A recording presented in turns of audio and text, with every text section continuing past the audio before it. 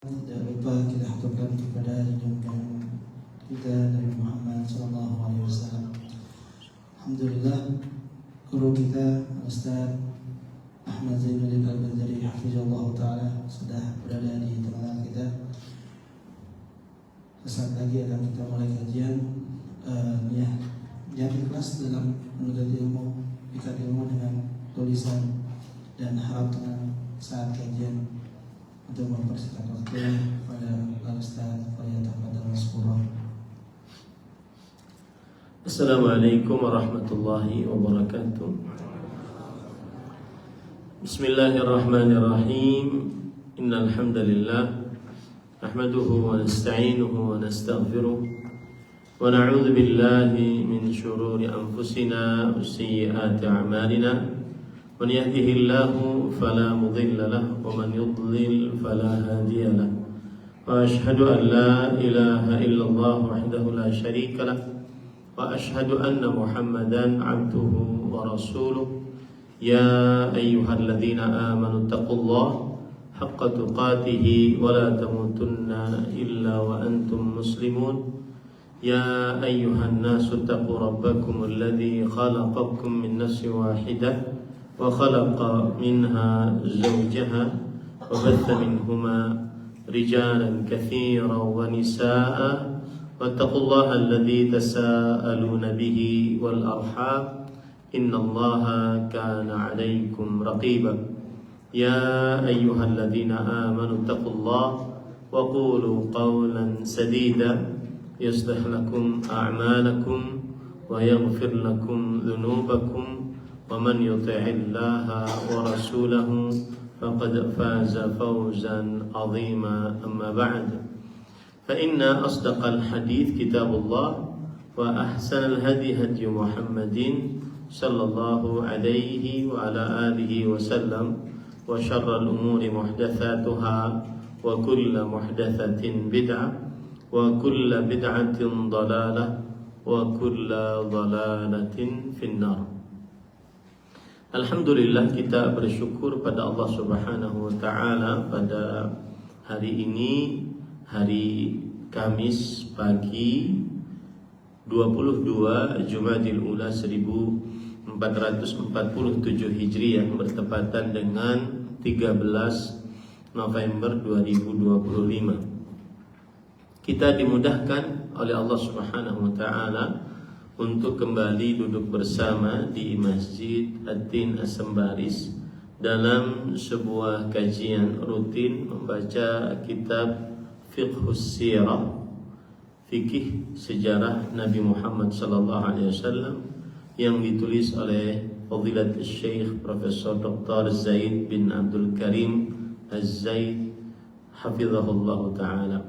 Salawat dan salam semoga selalu Allah berikan kepada Nabi kita Muhammad sallallahu alaihi wa ala alihi wasallam, pada keluarga beliau, para sahabat, serta orang-orang yang mengikuti beliau sampai hari kiamat kelak. Dengan nama-nama Allah yang husna dan sifat-sifatnya yang mulia, kita berdoa, Allahumma inna nas'aluka ilman nafi'an wa rizqan tayyiban wa amalan mutaqabbala, Allahumma amin. Ahibati fillah, afani Allah wa iyyakum, kaum muslimin jamaah Masjid Ad-Din yang saya cintai karena Allah. Semoga Allah Subhanahu wa ta'ala selalu memberikan afiat kepada kita di dunia dan di akhirat. Pada kesempatan kali ini kita membahas poin yang terbaru, yaitu Al-Mabhathut Tasi'. Kita tentunya masih di dalam pembahasan atau bab yang pertama, yaitu Fiqhus Sirah min bidayatihi ila qubail al-bi'tsah. Pasal pertama, fikih sejarah Nabi Muhammad SAW dari permulaannya sampai sebelum hijrahnya Rasulullah sallallahu alaihi wa ala alihi wasallam. Dan kita sudah sampai kepada pembahasan yang Sekarang kita masuk kepada pembahasan yang ke-9. Al-mabhatsu tasi', pembahasan yang ke-9, tadhkuru kutubu as-siyar anna an-nabiy sallallahu alaihi wasallam hinama balagha al-thaminiyata asyrata min umri dhahaba ila asy-Syam ma'a ammihi Abi Thalib alladhi kana yusafiru ilaiha lit-tijarah. Kitab-kitab sejarah menyebutkan bahwa Nabi Muhammad SAW ketika berumur 12 tahun beliau pergi ke Syam bersama pamannya Abu Talib. Yang mana pamannya ini bersafar untuk berdagang. Dan ini adalah kebiasaan orang-orang Quraisy, sebagaimana disebutkan oleh Allah dalam Al-Quran, li'ilafi Quraisy ilafihim rihlatash shita'i was-sayf, yang artinya kebiasaan orang-orang Quraisy, dan kebiasaan mereka adalah bepergian pada waktu musim dingin dan musim panas. Salah satu tempat bepergiannya adalah negeri Syam. Kenapa? Karena negeri Syam banyak perdagangan dan perniagaan di sana. Dan Syam yang dimaksud adalah Palestina untuk pertama kalinya, kemudian negeri Suria, kemudian Libanon, Yordania untuk saat sekarang ini, dan Libanon, ya, 4 itu. Kemudian dan di dalam kepergian ini terjadi kejadian. Faqad jaa fi Sunan Tirmidzi, telah terdapat di dalam riwayat Imam Tirmidzi an Abi Musa al-Asy'ari radhiyallahu anhu qala, bahwa Abu Musa al-Asy'ari radhiyallahu anhu bercerita, kharaja Abu Talib ila Syam. Abu Talib pergi bersafar ke negeri Syam.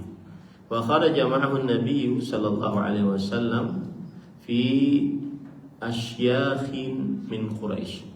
Dan bersama beliau Nabi Muhammad sallallahu alaihi wasallam, tentunya waktu ini belum baligh, bahkannya belum diangkat menjadi nabi, yaitu bersama orang-orang pemuka-pemuka tua dari orang-orang Quraisy. Falamma asyrafu 'ala rahib habatu. Maka ketika mereka dekat dengan seorang rahib itu adalah ahli ibadah dari kaum Yahudi. Habatu fahallu rihalahum. Mereka singgah, kemudian mereka meletakkan barang-barang mereka. Fakharaja ilaihimur rahib. Kemudian rahib menemui mereka. Wa kanu qabla dzalika yamurruna bih. Dan mereka sebelum ini sudah melewati si rahib ini. Artinya kafilah-kafilah dari Quraisy sering melewati rahib tersebut di tempat itu. Tetapi ini ada pemandangan yang berbeda. Fala yakhruju ilaihim wa la yaltafit. Maka setiap kali kafilah-kafilah dari Mekah tersebut pergi ke Syam, kemudian melewati si rahib ini, rahib biasa saja dan tidak menemui mereka, bahkan tidak menoleh mereka. Qala fahum yuhilluna rihalahum faja'ala yatakhallaluhum ar-rahib. Maka ketika orang-orang Quraisy ini menurunkan barang-barang mereka, kita tahu kalau dahulu orang bepergian itu naik onta, kemudian ontanya di atasnya ada barang-barangnya. Nah, itu yang diturunkan. Kemudian ketika mereka sedang menurunkan barang-barang tersebut, si rahib ini mengendap-endap, artinya masuk ke barisan mereka.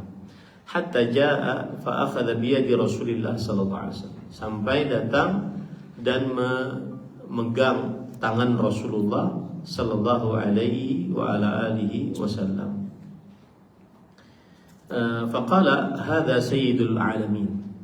Maka saat itu juga si rahib mengatakan, ini adalah pemimpin alam semesta. Hadza rasul rabbil alamin.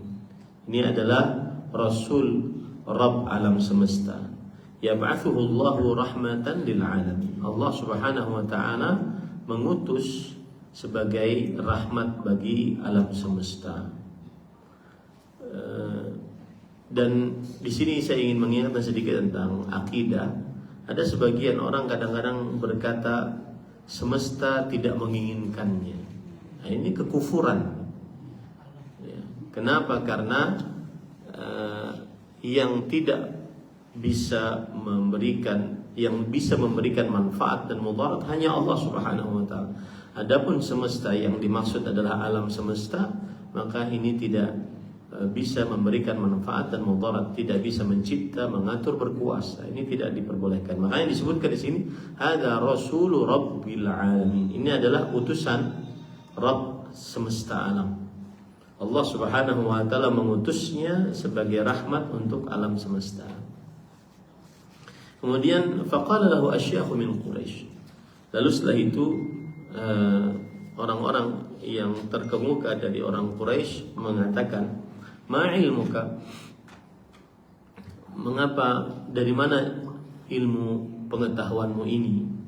Faqala innakum hina asyraftum minal aqabah lam yabqa hajar wala syajar illa sajidan. Sesungguhnya kalian ketika menemui sebuah tempat yang tinggi untuk singgah di situ, maka tidak ada bebatuan dan pepohonan kecuali mereka sujud. Wala yasjudani illa nabi. Dan dua makhluk tersebut, bebatuan dan juga pepohonan, tidak sujud kecuali untuk seorang nabi. Wa inni a'rifuhu bi khatamin nubuwah asfala min udfuri katifihi mithlu at-tuffaha. Dan aku mengetahuinya dengan ada cincin kenabian di bawah pundaknya, yaitu di bawah pundaknya yang seperti buah apel, seperti buah apel. Thumma raja'a fa sana'a lahum ta'aman. Kemudian rahib tersebut setelah berkata-kata seperti itu, dia pulang dan kembali dengan membawa makanan. Falamma atahum bih fakana huwa fi ra'iyatil ibil. Maka ketika datang, yaitu si rahib mendatangi mereka, maka pada saat itu huwa fi ra'iyatil ibil, dia sedang dalam keadaan menggembala ontanya atau mengurus ontanya. Faqala arsilu ilaihi. Kemudian sang rahib mengatakan, bawakan makanan kepadanya. Fa aqbala wa alaihi ghamamatun tudhillu. Kemudian datang Nabi Muhammad sallallahu alaihi wasallam dan di atasnya ada awan yang menaunginya.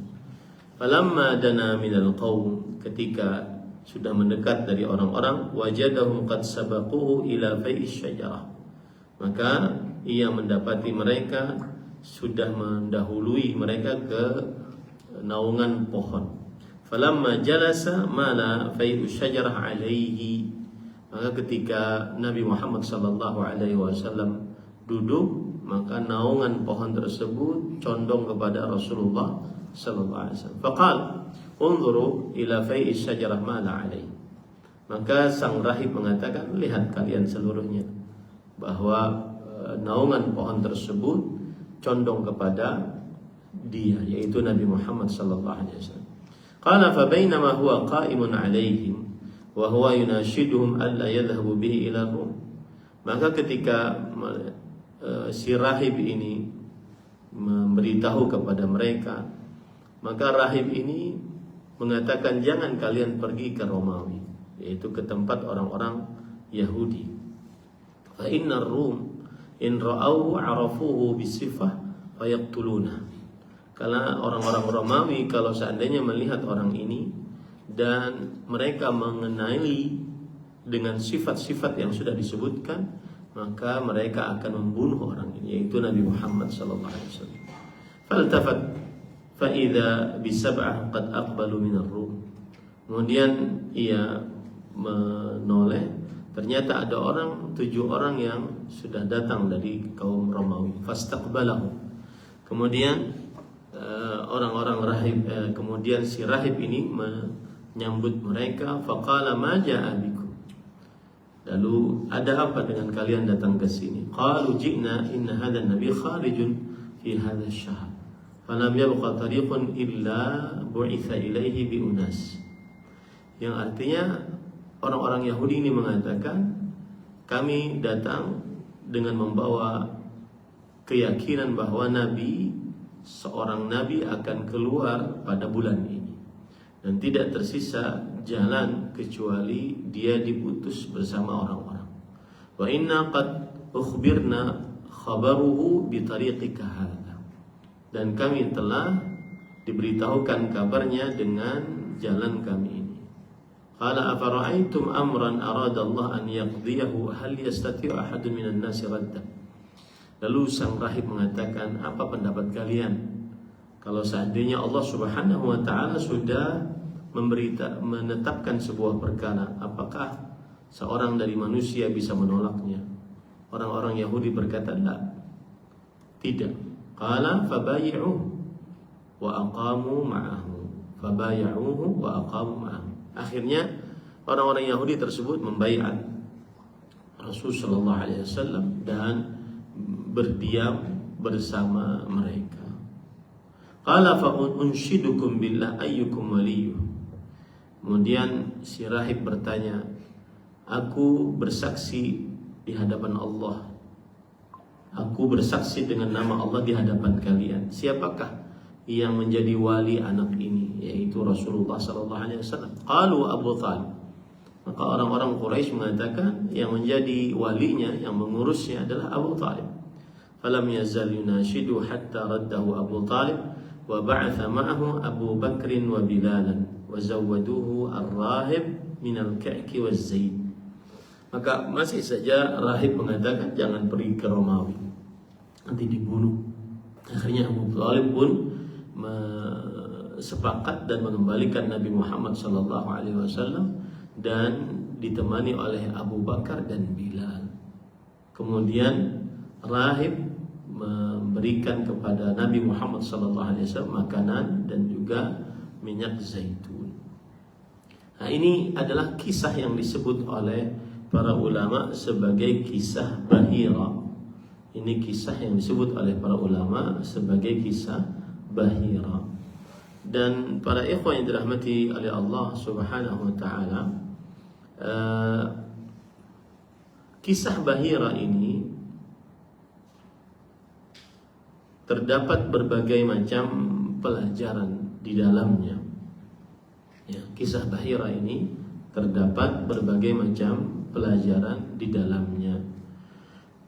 Salah satu pelajarannya disebutkan oleh penulis di dalam kitab kita, yaitu fi qissati Bahira dalilun ala ma'rifati ahli kitab bi sifati Rasul sallallahu alaihi wasallam wa zamani.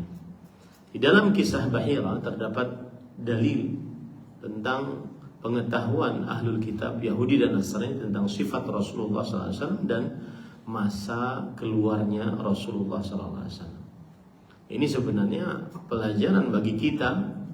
Kalau ahlul kitab saja mengetahui sifat-sifat Rasulullah sallallahu alaihi wasallam, maka semestinya kita umat Nabi Muhammad sallallahu alaihi wasallam juga mengetahui sifat-sifat Rasul sallallahu alaihi wasallam. Makanya jangan malas untuk belajar tentang sejarah Rasulullah sallallahu alaihi wasallam. Karena kaum Yahudi dan Nasrani saja faham betul tentang sifat-sifat Rasul sallallahu alaihi wasallam, bahkan disebutkan dalam Al-Qur'an ya'rifunahu kama ya'rifuna abna'ahum. Mereka kaum Yahudi dan Nasrani mengenal Nabi Muhammad sallallahu alaihi wasallam sebagaimana mereka mengenal anak-anak mereka. Maka semangatlah belajar tentang sejarah Nabi Muhammad sallallahu alaihi wasallam. Wa anna inkarahum wa juhudahum ar-risalata innama huwa an-ilm. Nah, ini. Dan sesungguhnya pengingkaran kaum Yahudi dan Nasrani dan penolakan kaum Yahudi dan Nasrani terhadap risalah kenabian Nabi Muhammad SAW ini sebenarnya berdasarkan ilmu pengetahuan. Artinya mereka tahu itu adalah Rasulullah, dan mereka menolak Nabi Muhammad SAW yang diangkat menjadi Rasulullah. Dan ini lebih berat bagi kita. Pelajarannya adalah orang yang menolak kebenaran padahal dia tahu itu benar, itu lebih berat dibandingkan orang yang menolak kebenaran dan dia tidak tahu itu adalah kebenaran. Sama dengan orang yang sudah mengetahui ilmunya lalu dia tidak mengamalkan ilmunya. Berapa banyak di zaman sekarang? Ya ayyuhalladzina amanu la taqulu lima taquluna ma la taf'alun. Kabura maqtan 'inda Allah an taqulu ma la taf'alun. Wahai orang yang beriman, mengapa engkau mengucapkan apa yang tidak engkau lakukan? Besar murka Allah ketika engkau mengucapkan apa yang tidak engkau lakukan. Ini pelajaran. Jangan sampai seperti kaum Yahudi dan Nasrani yang menolak kerasulan Nabi Muhammad SAW, padahal mereka tahu betul bahwa Nabi Muhammad SAW adalah Rasul yang dijanjikan oleh Allah Subhanahu Wa Taala di akhir zaman. Termasuk daripada menyerupakan diri dengan kaum Yahudi dan Nasrani adalah menolak kebenaran setelah dia mengetahui kebenaran tersebut. Menolak kebenaran setelah dia mengetahui kebenaran tersebut. Ini hati-hati jangan sampai seperti itu. Walaysa an jahl. Mereka menolak bukan karena bodoh terhadap Rasul sallallahu alaihi wasallam, tetapi mereka menolak karena sudah mengetahuinya. Lalu kenapa mereka menolak, Ustaz? Nah, ini yang harus kita pahami betul-betul. Ini juga pelajaran bahwa disitulah pentingnya hidayah dari Allah Subhanahu Wa Taala. Disitulah pentingnya petunjuk dari Allah Subhanahu Wa Taala. Makanya kita sehari-harinya tidak lepas dari minta petunjuk kepada Allah Subhanahu Wa Taala. Ihdinas siratal mustaqim. Yang artinya tunjuki kami jalan yang lurus. Kemudian juga Rasulullah SAW berdoa, Allahumma hdini wa saddidni, ya Allah berikan aku petunjuk dan tunjuki aku selalu jalan yang benar. Penting. Meskipun kita sudah beriman, maka penting untuk selalu minta petunjuk kepada Allah Subhanahu Wa Taala, agar ilmu yang sudah kita miliki bisa kita amalkan, agar petunjuk yang sudah kita ketahui bisa kita lestarikan di dalam diri kita. Ya. Qala Allah Ta'ala, Allah Subhanahu Wa Ta'ala berfirman, "Walamma ja'ahum kitabun min 'indillah musaddiqun lima ma'ahum wa kanu min qablu yastaftihuna 'ala alladziina kafaru falamma ja'ahum ma 'arafu kafaru bih fala'natullahi 'alal kafirin." Yang artinya Allah Subhanahu Wa Ta'ala berfirman di dalam Al-Qur'an tentang ayat ini pada surat yang ke Al-Baqarah ayat 89. Dan setelah datang kepada mereka Al-Quran dari Allah yang membenarkan apa yang ada pada mereka, padahal sebelumnya mereka biasa memohon kedatangan Nabi untuk mendapatkan kemenangan atas orang-orang kafir, yaitu orang-orang Yahudi. Mereka memohon kedatangan Nabi. Maka setelah datang kepada mereka apa yang mereka ketahui, apa yang telah mereka ketahui, mereka lalu ingkar kepadanya. Nah ini, apa bahayanya orang yang mengingkari sesuatu yang sudah dia ketahui? Maka fala'natullahi 'alal kafirin. Laknat Allah atas orang-orang kafir.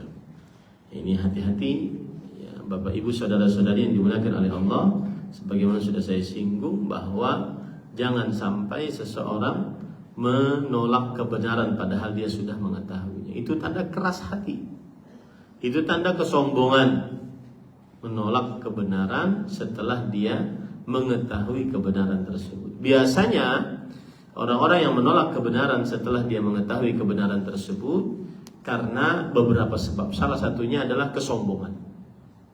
Sebagaimana hadis Rasul sallallahu alaihi wasallam, al-kibru batarul haq wa ghamtun nas.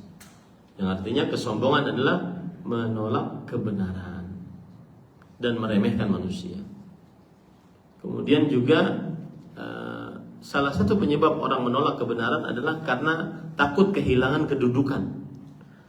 Ya, salah satu penyebab orang menolak kebenaran adalah takut kehilangan kedudukan. Seperti kaum Yahudi, mereka menganggap diri mereka asy-sya'bul mukhtar, yaitu bangsa yang terpilih. Maka kalau seandainya nabinya bukan dari mereka, mereka berarti tidak terpilih. Nah ini penting untuk jadikan pedoman bagi seorang muslim bahwa kebenaran diterima dan jangan sampai ditolak. Apalagi kalau sudah mengetahui itu adalah sebuah kebenaran, jangan sampai ditolak, karena akan mendapatkan laknat Allah Subhanahu wa taala. Nah ini kisah, salah satu faedah dari kisah Bahira adalah bahwa ahlul kitab mengetahui sifat-sifat Rasulullah SAW sebagaimana yang sudah saya sebutkan tadi ayatnya, yaitu ya'rifunahu kama ya'rifuna abna'ahum, kama ya'rifuna abna'ahum, sebagaimana dalam surat Al-Baqarah ayat 146, kemudian juga surat Al-An'am ayat 20. Saya bacakan dari surat Al-An'am, alladzina atainahumul kitab ya'rifunahu kama ya'rifuna abna'ahum. Orang-orang yang telah kami beri kitab kepadanya, mereka mengenal Nabi Muhammad SAW sebagaimana mereka mengenal anak-anak mereka sendiri. Tetapi ketika ternyata yang menjadi Nabi dan Rasul terakhir itu bukan Nabi dari golongan mereka, mereka tolak. Nah, ini pelajarannya adalah bahwa jangan sampai menyerupakan diri dengan ahlul kitab, yaitu menolak kebenaran setelah mengetahui kebenaran tersebut, diakibatkan karena kesombongan dan juga karena takut kehilangan apa? Jabatan, kedudukan. Nah ini umum ya, dalam perkara apa saja. Nah, saya punya buku judulnya Al-Haqqu Ahaqqu an Yuttaba, yang diterjemahkan dengan kalau benar kenapa tidak diikuti. Nah, di situ itu awal-awal saya nulis buku karena banyak yang bertanya tentang mengapa dakwah sunnah ini tidak sama dengan yang lain-lain dari dakwah-dakwah yang ada. Kenapa saya dari umur kecil sudah mengenal orang biasa saja untuk merokok, orang biasa saja untuk memanjangkan celana di atas 2 mata kaki, orang biasa saja melaksanakan perayaan-perayaan. Kenapa kemudian setelah saya kenal dakwah ini, lalu saya menghadapi sebuah keadaan bahwa di dakwah sunnah ini terlarang, isbal terlarang, kemudian merokok terlarang, berjabat tangan dengan perempuan terlarang, merayakan perayaan-perayaan bid'ah terlarang. Apa sebabnya? Lalu saya jawab di situ. Lalu kalau seandainya itu benar, kenapa orang-orang dari dahulu tidak mengikutinya? Nah, keluarlah judulnya kalau benar kenapa tidak diikuti. Cuma ya tadi buku-buku saya itu tidak dijual. Jadi saya kadang bagikan gitu ya. Biasanya nanti saya akan bagikan PDF-nya insyaallah setelah kajian ya. Sama kayak bulan Ramadan misalkan ada buku saya judulnya Pasti Dapat Lailatul Qadar. Nah, itu juga dicetaknya siapa yang mau nyetak saja, nanti silahkan bagikan, karena saya tidak ingin menjadi alat komersil. Sudah terlalu sering kita untuk mengkomersilkan agama. Tapi yang menjual bukunya yaitu adalah ijtihad sendiri, dan para syekh juga menjual bukunya. Jadi jangan dicela ya yang menjual bukunya. Ya. Baik. Nah ini dan salah satu yang saya sebutkan kenapa saya ingat buku saya itu, karena salah satu yang saya sebutkan di dalam buku itu kenapa orang menolak kebenaran karena kesombongan. Yang kedua karena takut kehilangan jabatan. Contohnya waktu itu saya sebutkan adalah Abu Lahab, Abu Jahal. Mereka itu berdua tahu bahwa Nabi Muhammad SAW ini benar, dan mereka sering mengikuti dakwahnya Rasulullah SAW. Mereka tahu itu benar. Cuma kenapa akhirnya tidak ikut? Karena tadi takut kehilangan jabatan, takut kehilangan popularitas, takut kehilangan kalau zaman sekarang itu validitas, followers, jamaah. dan seterusnya. Nah, ini pelajaran berarti jangan sampai kita menyerupakan diri dengan ahlul kitab, bukan hanya dalam urusan pakaian, tetapi juga dalam urusan sikap. Sikap kita tidak boleh seperti ahlul kitab, yaitu menolak kebenaran karena meremehkan, menyombongkan diri, atau karena takut jabatan. Hilang. Ya. Yang kedua, fi qissati Bahira syahadatu kitabiyyin ala ahli kitab. Bal hiya syahadatu alimin min ulama'ihim ala sidqi Muhammad sallallahu alaihi wasallam fi nubuwwati. Dalam kisah Bahira terdapat pelajaran, yaitu seorang ahli kitab, bahkan seorang ulama dari ahli kitabnya yang disebut dengan rahib tadi, mereka bersaksi atas keburukan orang-orang yang mengikuti Alkitab, yaitu kaum Yahudi dan Nasrani. Ya, mereka bersaksi keburukan. Inilah buruknya orang-orang Yahudi dan Nasrani seperti ini, maksudnya begitu. Wa syahadatu ala an-nasara bi'adawatihim lin-nabi sallallahu alaihi wasallam, lin-nabi Muhammadin sallallahu alaihi wasallam. Dan ini juga persaksian dari Bahira ini bahwa memang kaum Nasrani memusuhi Nabi Muhammad sallallahu alaihi wasallam. Ini persaksian langsung dari ulama mereka. Wa dzalika intilaqan min qaulillahi ta'ala wa syahida syahidun min ahliha, seperti yang disebutkan di dalam ayat, yaitu surat Yusuf ayat 26, yaitu pelakunya sendiri bersaksi. Pelakunya sendiri bersaksi. Artinya orang Yahudi dan Nasrani sendiri menyaksikan, bersaksi bahwasanya mereka memusuhi dakwah Nabi Muhammad sallallahu alaihi wasallam. Fayuqalu li ahli kitab haula'i ulama'ukum yashhaduna bisidqi Muhammadin sallallahu alaihi wasallam wa yashhaduna bil adawa al-mubayyitah minan nasara. Yang artinya, maka kita katakan kepada ahlul kitab, itu ulama-ulama kalian, mereka sendiri bersaksi akan kebenaran Nabi Muhammad sallallahu alaihi wasallam. Tetapi mereka sendiri juga bersaksi bahwa kaum Yahudi dan Nasrani memusuhi dakwah Nabi Muhammad sallallahu alaihi wasallam. Artinya senjata makan tuan lah. Bahasa mudahnya senjata makan tuan, bahwa ulamanya kaum ahlul kitab sendiri yang menyatakan ini adalah nabi yang benar, ini adalah nabi yang ditunggu, ini adalah pemimpin anak Adam dan nabi akhir zaman, rasul akhir zaman. Itu yang mengatakan bukan dari orang dalam Islam, tetapi dari musuh-musuh Islam. Dan ketika yang mengatakan adalah musuh bersaksi akan kebenaran musuhnya, maka ini menjadi sangat kuat sekali. Kemudian juga yang patut diperhatikan bahwa lan taradha 'anka al-yahud wa lan nasara hatta tattabi'a millatahum. Kaum Yahudi dan Nasrani tidak akan pernah ridha dengan engkau sampai engkau mengikuti ajaran agama mereka. Maka hati-hati dakwah ataupun ajakan untuk takrib bainal adyan, mendekatkan di antara agama, pluralitas. Nah, ini hati-hati. Ya, pluralisme maksudnya. Ini hati-hati.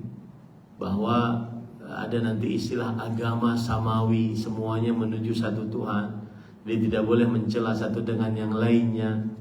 Maka kita katakan, kalau Islam tidak boleh mengaku agama yang paling benar. Nah, ini tidak bisa. Kenapa? Karena bertentangan dengan Al-Quran. Kita percaya terhadap Al-Quran kita, inna dina indallahi al-Islam. Sesungguhnya agama yang paling mulia di sisi Allah adalah agama Islam. Tidak boleh mengucapkan kafir terhadap orang yang selain beragama Islam. Maka kita katakan ini tidak bisa. Karena Allah mengatakan, qul ya ayyuhal kafirun la a'budu ma ta'budun. Katakanlah wahai Muhammad SAW, wahai orang-orang kafir, aku tidak beribadah kepada apa yang kalian ibadahi. Allah berfirman, laqad kafara alladziina qalu innallaha thalithu thalatha. Sungguh telah kafir orang-orang yang mengucapkan Allah itu 3 dalam 1, Trinitas. Nah, ini para ikhwan dalam hati. Jadi jangan sampai kita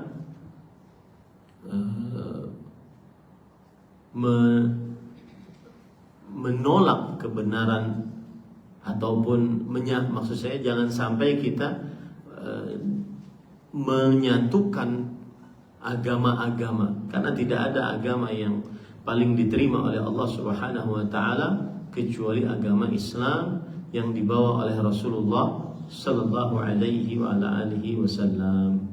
Ya.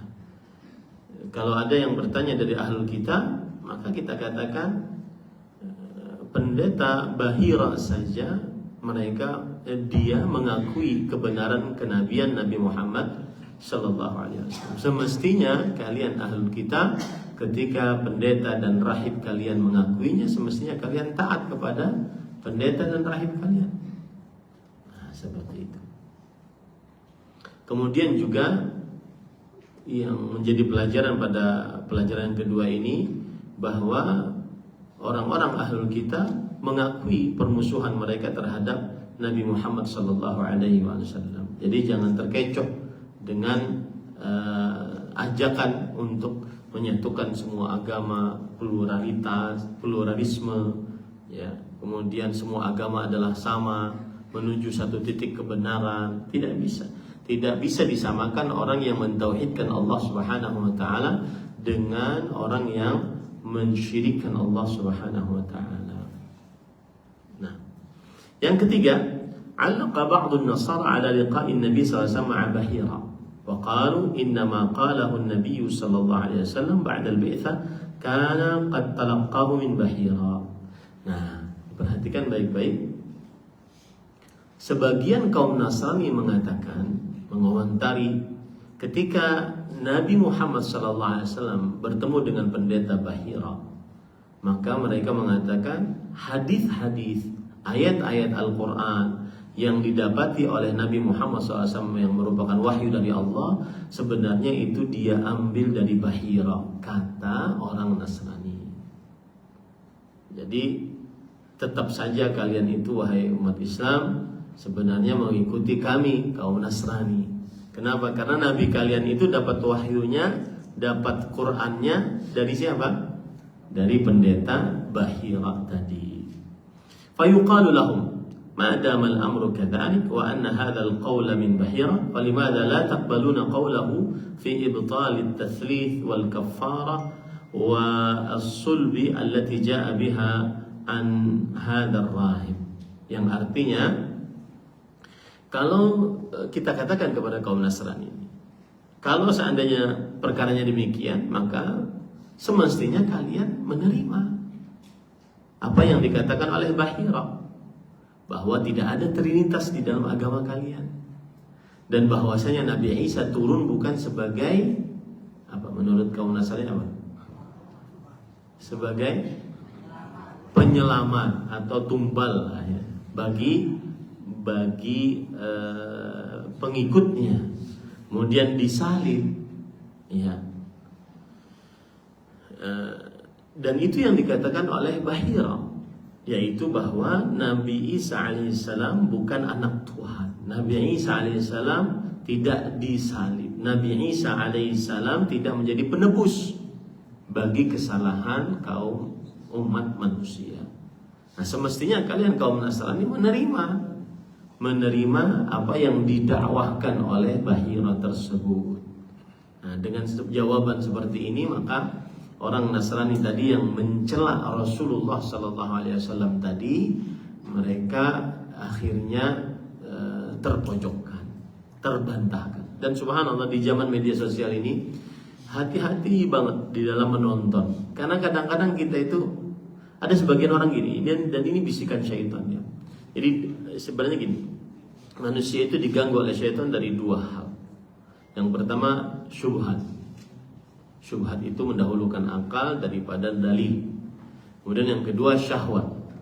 Syahwat itu mendahulukan hawa nafsu daripada akal dan dalil. Nah, syubhat ini ujungnya adalah kesyirikan, kekufuran, kemusyrikan. Sedangkan syahwat ujungnya adalah dosa-dosa besar, membunuh, berzina, minum khamar, berjudi, riba, dan seterusnya. Nah, kadang ada para ikhwan yang dirahmati oleh Allah, ya kita berbicara zaman media sosial ya. Ada orang, saya di media sosial sih saya nggak nonton yang syahwat-syahwat, tante-tante joget, ya, kemudian perempuan-perempuan menampakkan auratnya. Saya nggak nonton itu, saya tidak suka itu. Tapi saya lebih suka nonton yang ilmiah. Di antaranya perdebatan antara orang Muslim dengan orang kafir. Itu menurut saya ilmiah. Maka sebenarnya cara belajar agama Islam dengan cara melihat debat itu keliru. Ya, akhirnya masuk ke dalam diri dia syubhat. Karena saya pernah kejadian ini. Ada orang yang bertanya, Ustaz, saya sering melihat video orang-orang menghina Rasulullah SAW. Salah satu penghinaannya adalah bahwa ini yang dikatakan Nabi Muhammad SAW itu sebenarnya orang yang masih di dalam kesesatan. Buktinya apa? Buktinya masih mengajarkan untuk minta petunjuk di setiap hari 17 kali sehari. Ihdinas siratal mustaqim. Ini akibat apa? Akibat nonton syubhat. Akhirnya muncul keraguan di dalam dirinya. Ketika nonton syubhat, dia tidak bisa jawab. Bingung dia jawabnya. Dan sebagian orang menganggap itu adalah wah ilmiah nih. Daripada nonton yang receh-receh, yang syahwat-syahwat, saya nggak suka itu. Saya lebih suka yang ilmiah. Sebenarnya itu bukan ilmiah. Bahkan yang menonton yang ini, yang syubhat ini lebih parah daripada yang syahwat. Oh kalau gitu kita nonton syahwat aja, Ustaz. Enggak, bukan gitu maksudnya. Ya, tetapi maksudnya adalah hati-hati nonton dua-duanya. Yang lebih parah adalah syubhat. Sama seperti dia mengatakan begini, Ustaz, bukankah Rasulullah SAW katanya masih hidup, katanya sudah meninggal, akan tetapi kok bisa masih hidup bertemu dengan nabi-nabi ketika Isra? Ini semua merancukan keislaman kita. Nah, akhirnya kan orang bingung. Orang bingung, ya, menghancurkan keislaman kita. Akhirnya dia yang nonton ini dia bingung. Nah, ini tidak benar. Hati-hati ini para ikhwah. Jadi syaitan itu mengganggu dari dua sisi.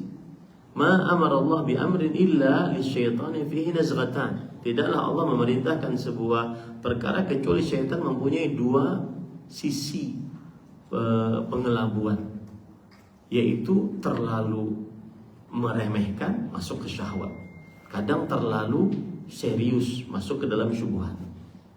Nah, ini hati-hati para ikhwan yang dirahmati oleh Allah Subhanahu wa taala. Nah,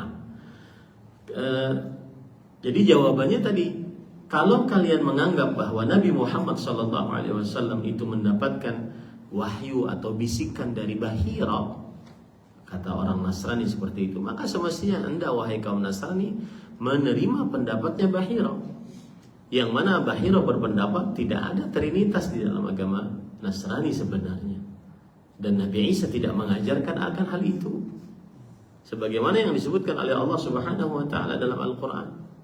Ya, aku tidak memerintahkan mereka kecuali apa yang engkau perintahkan kepadaku. Allah berfirman di dalam Al-Quran surat Al-Maidah ayat 117. Ma qultu lahum illa ma amartani bih. Aku tidak pernah mengatakan kepada mereka kaum Nasrani kecuali apa yang engkau perintahkan kepadaku untuk mengatakannya. Ani'budullaha rabbi wa rabbakum. Sembahlah Allah, dialah Rabbku dan Rabb kalian. Wa kuntu alaihim syahidan ma dumtu fihim. Dan aku adalah menjadi saksi terhadap mereka selama aku berada di antara mereka. Ya. Jadi di dalam ayat yang sebelumnya Allah mengatakan, wa idh qala Allah ya Isa ibn Maryam, a anta qulta lin-nasi ittakhiduni wa ummiya ilahaini min dunillah. Dan ingatlah ketika Allah berfirman, wahai Nabi Isa putra Maryam, apakah kamu mengatakan kepada manusia, jadikanlah aku dan ibuku dua orang Tuhan selain Allah? Anak Tuhan, ini tidak benar. Kemudian Nabi Isa menjawab, subhanak, Maha suci Engkau ya Allah. Ma yakunu li an aqula ma laysa li bihaq. Tidaklah patut bagiku mengatakan apa yang bukan hakku untuk mengatakannya.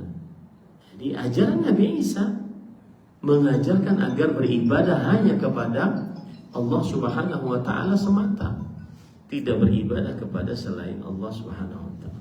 Nah, kalian wahai kaum Nasrani yang menuduh Nabi Muhammad SAW mendapatkan bisikan atau wahyu-wahyu dari Bahira, maka semestinya kalian mengikuti ajarannya Bahira yang mengatakan tidak ada tatslits, tidak ada trinitas, tidak juga keyakinan bahwa Nabi Isa putra Maryam sebagai penebus dosa umat manusia kemudian disalib, tetapi keyakinannya adalah Nabi Isa diangkat, bal rafa'ahu Allah ilaih, tapi Allah mengangkat Nabi Isa alaihissalam.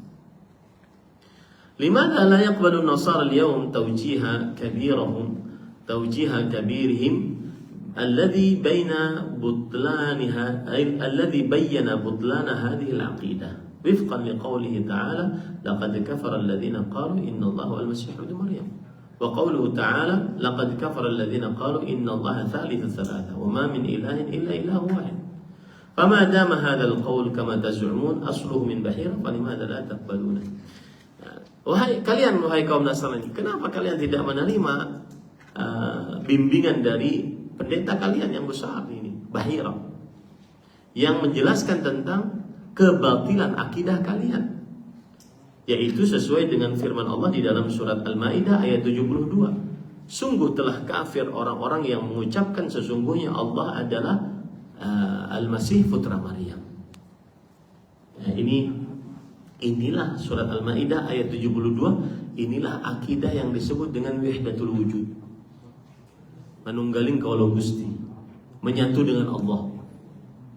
Innallaha huwal masih ibn Maryam. Allah adalah Nabi Isa. Bisa dua caranya, yaitu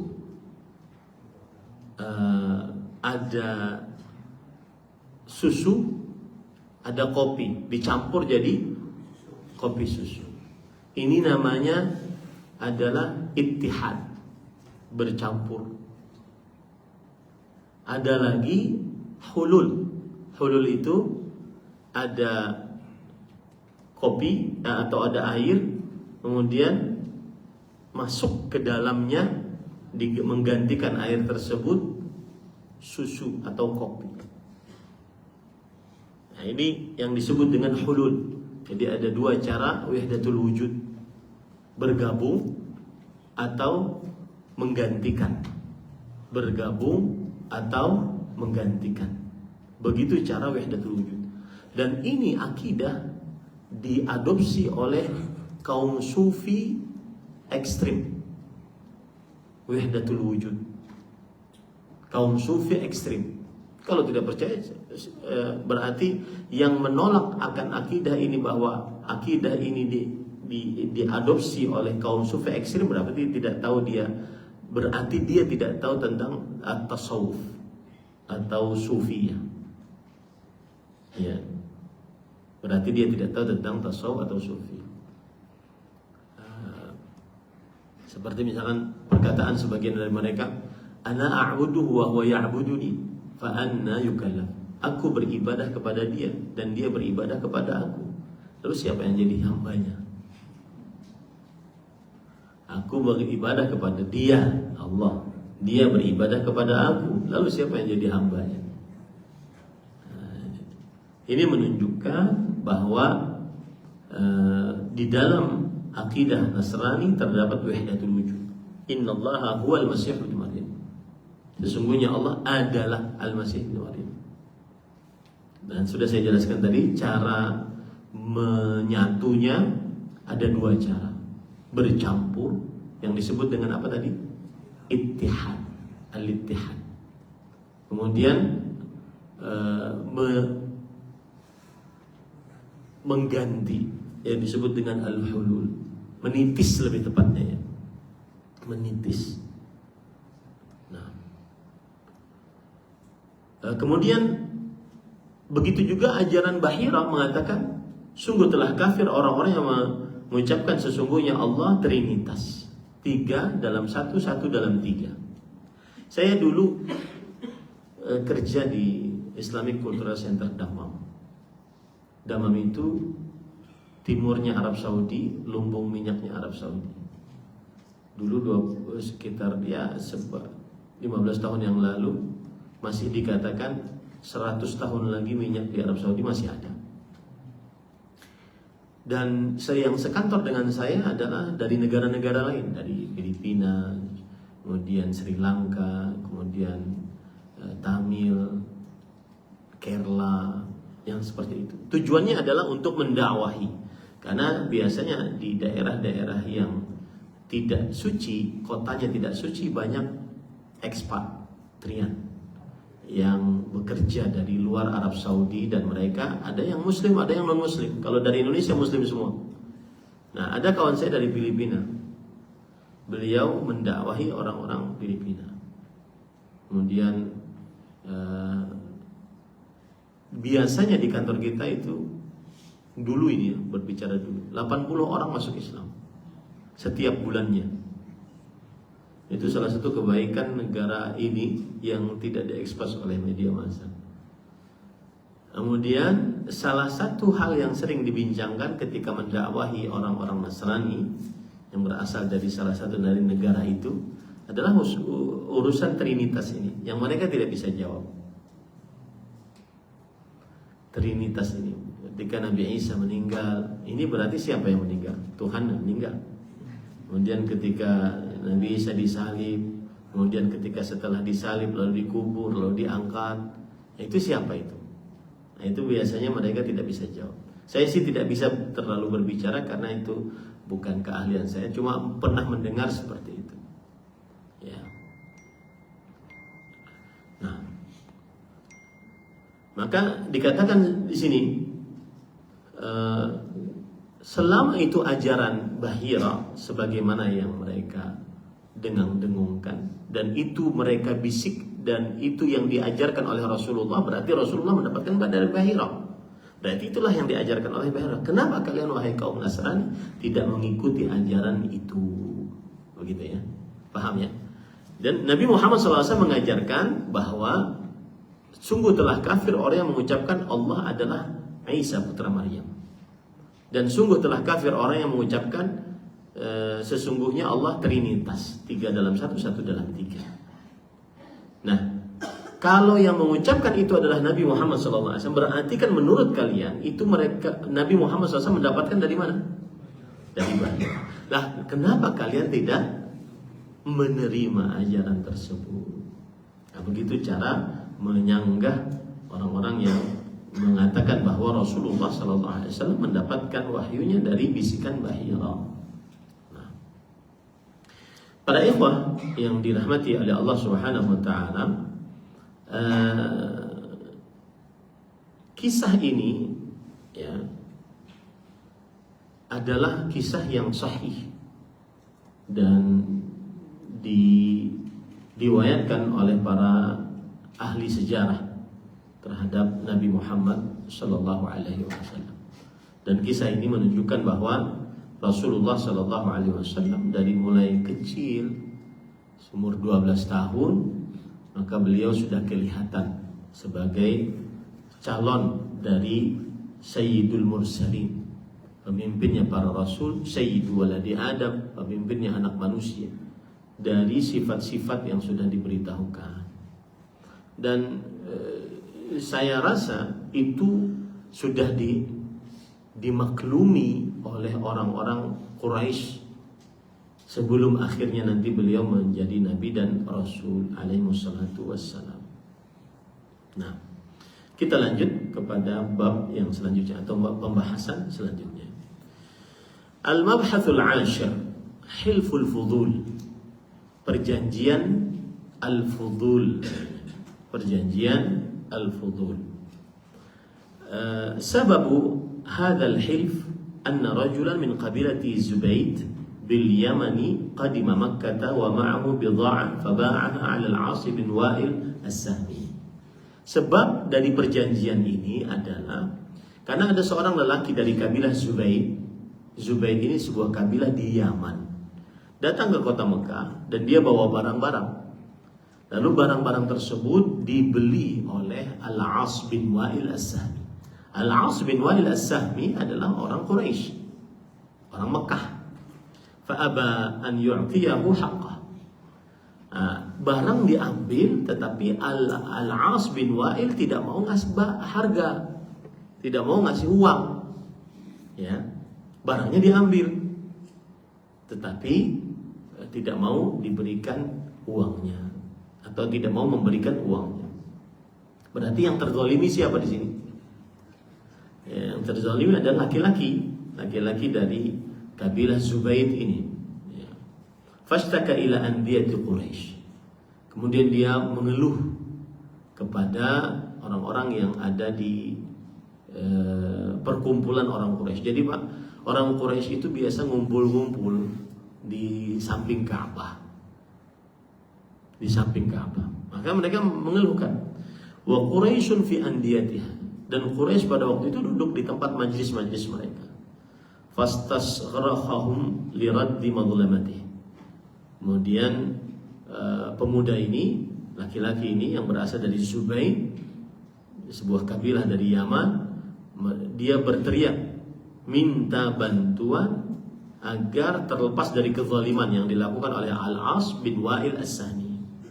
Faqama Zubair bin Abdul Muttalib. Kemudian berdirilah Zubair bin Abdul Muttalib. Zubair bin Abdul Muttalib berarti ini adalah paman Nabi Muhammad SAW. Karena Abdul Muttalib itu mempunyai anak laki-laki 10. Faqala ma li hadha matruk. Kata Zubair bin Abdul Muttalib, ini tidak boleh, perkara ini ditinggalkan, tidak boleh diabaikan. Fajtama'at Banu Hashim wa Zuhra wa Banu Taim bin Murrah fi dari Abdullah bin Jud'an.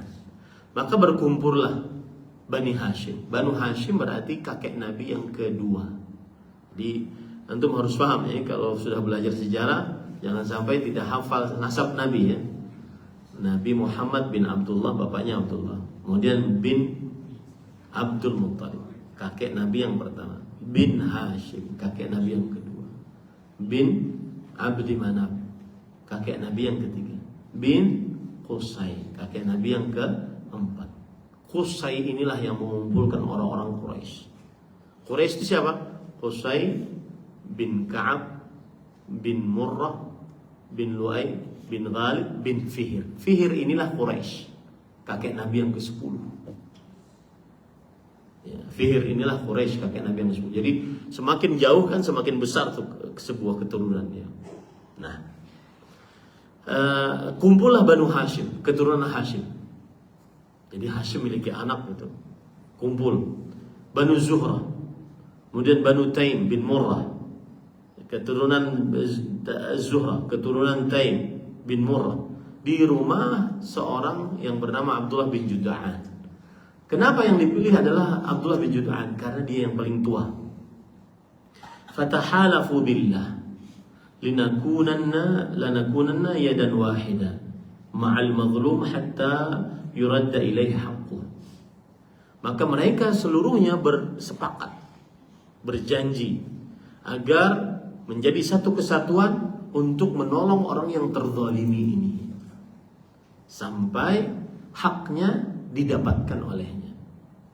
Berarti menolong seorang lelaki dari kabilah Zubayd dari Yaman tadi untuk mengambil haknya dari siapa tadi? Al-As bin Wa'il As-Sahmi tadi.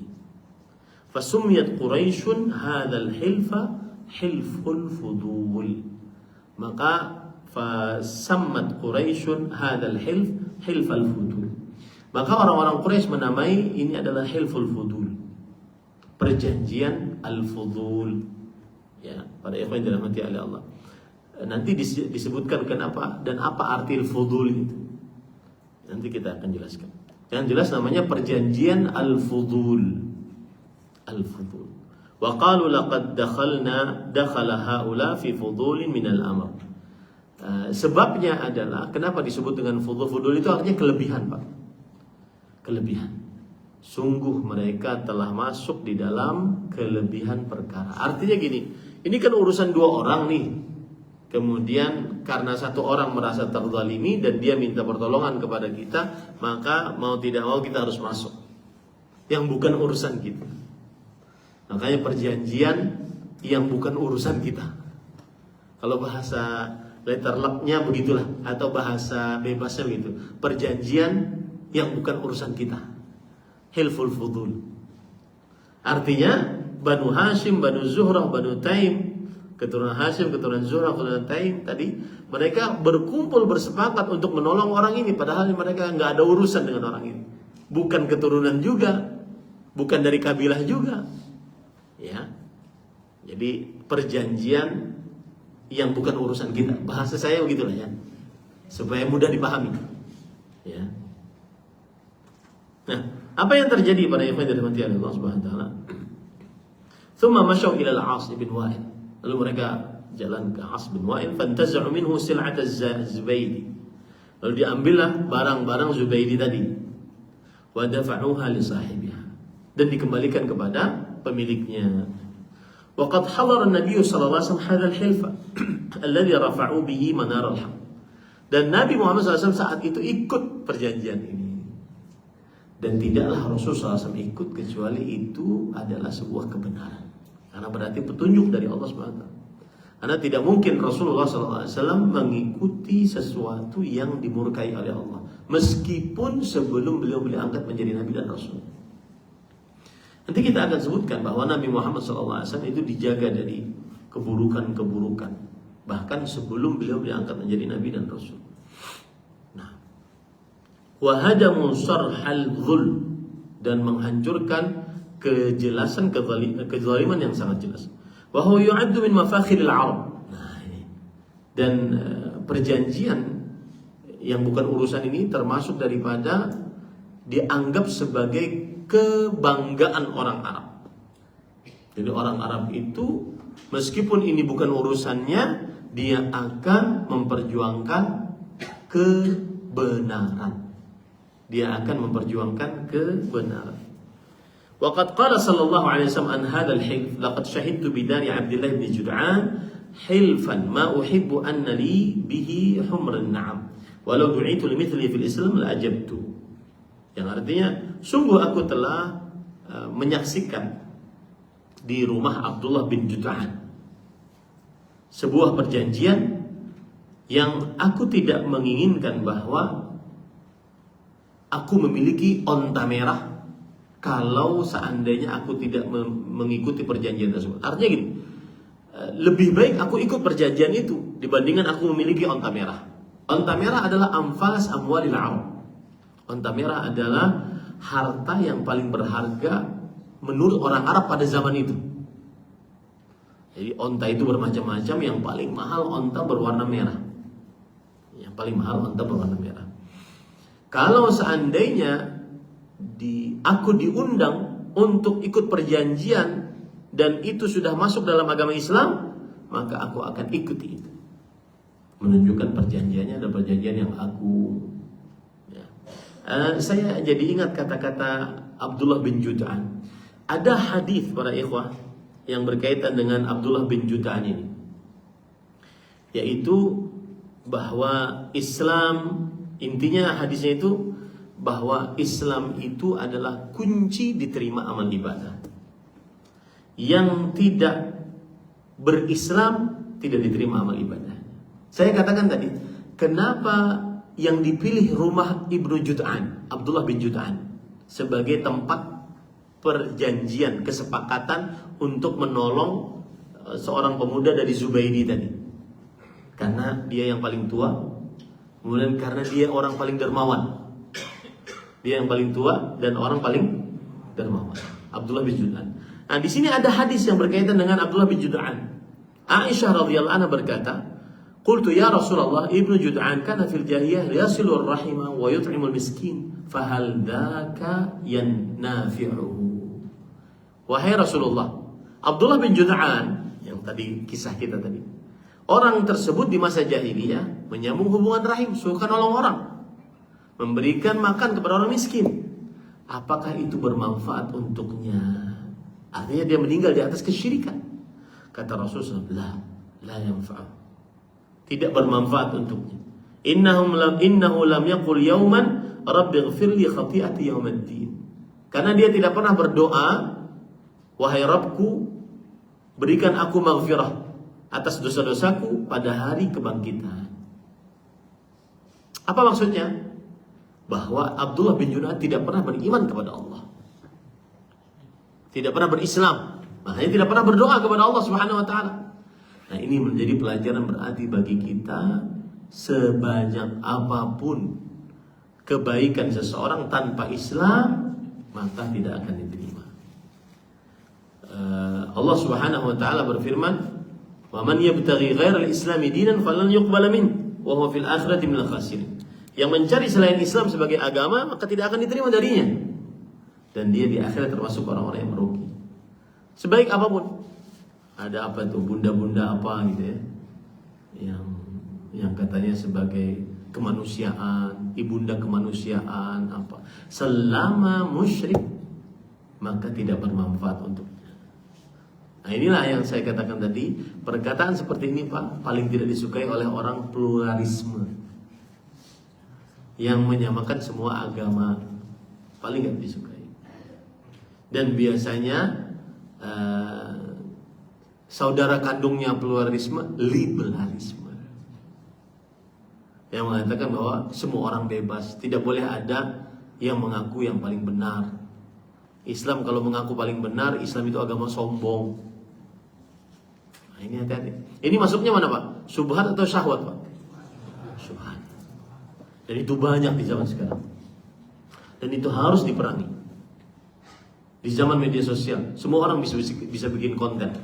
Yang kayak begini Pak, syubhat pluralisme, syubhat liberalisme, ini lebih parah dibandingkan orang di media sosial podcast tentang zina, tentang LGBT, itu lebih parah.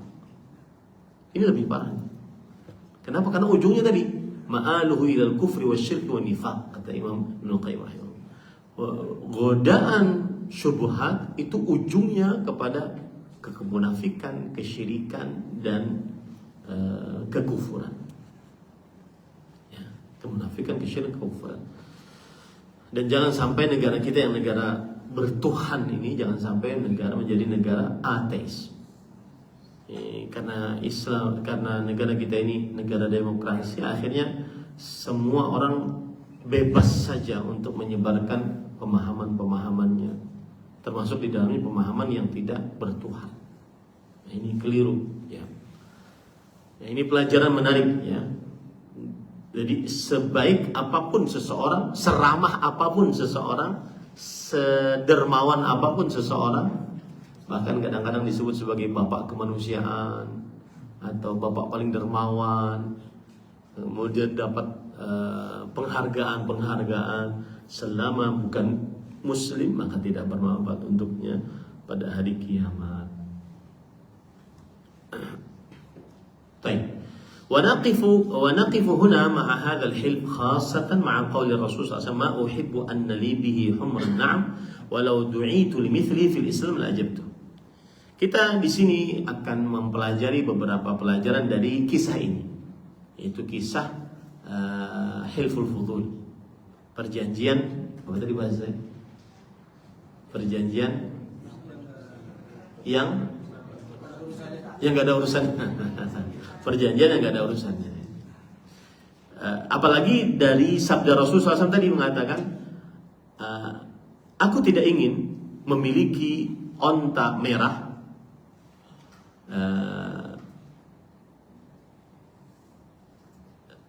yang lebih aku sukai dibandingkan mengikuti perjanjian Hilful Fudul ini. Kalau seandainya aku diundang yang semisal dengannya di dalam agama Islam sekarang, maka aku akan mendatangi untuk berjanji melawan kezaliman. Pelajaran pertama, innal muslim adilun hatta ma'a khasmih. Sesungguhnya orang muslim itu adalah adil sampai kepada musuhnya. Fa Muhammadun sallallahu alaihi wasallam ja liwajiha hadhil jahiliyah fi biladil Arab. Maka Nabi Muhammad SAW datang untuk menantang kejahilian ini di negara Arab. Falam yu'aduha jumlatan wa tafsilan. Maka Nabi Muhammad SAW tidak melampaui secara rinci ataupun secara menyeluruh. Wa yunkiru ma fiha minal khair, dan mengingkari apa yang ada dalamnya dari kebaikan. Nabi Muhammad SAW tetap mengatakan yang baik-baik, tidak melampaui batas. Bal aqar ma fiha minal khair. Bahkan Nabi Muhammad SAW menetapkan kebaikan-kebaikan yang ada di dalam jahiliyah. Wa'tarafa bil fadli bi ahli. Dan Nabi Muhammad SAW mengakui kebaikan bagi yang melakukan kebaikan, walau kanu khusuman lahu, meskipun itu adalah musuh baginya.